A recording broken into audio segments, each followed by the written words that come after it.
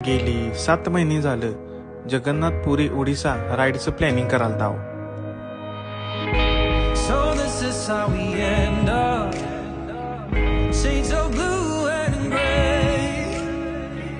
पण ते सक्सेसफुल झालं या मे महिन्यात. मग काय हरकेश होऊन आमच्या 5 मित्रांचं झाल्या टांगा पलटी आणि घोडपशार.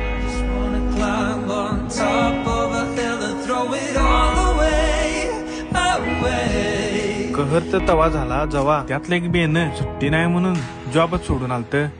कारण जगन्नाथपुरी राईड चुकून कशी चालते.